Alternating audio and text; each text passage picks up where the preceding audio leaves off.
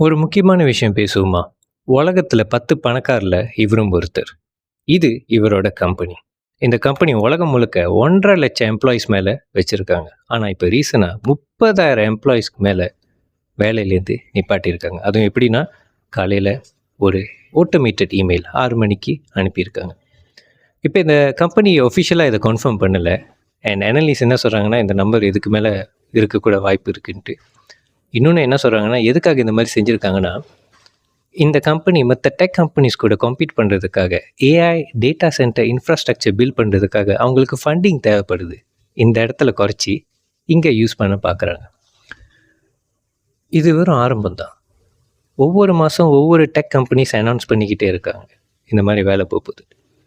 நான் யோசிச்சு பார்த்ததுல ஒண்ணு தான் எனக்கு தெரியுது. பிஸ்னஸ் தான் உங்கள காப்பாத்தும்.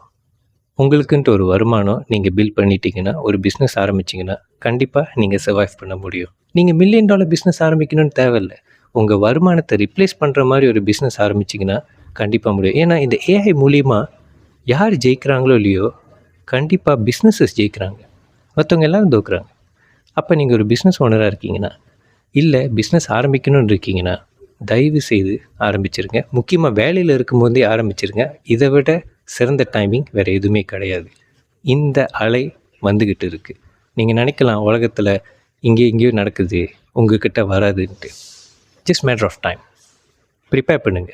வருதோ இல்லையோ, ப்ரிப்பேர் பண்றது நல்லது தானே. Go for it.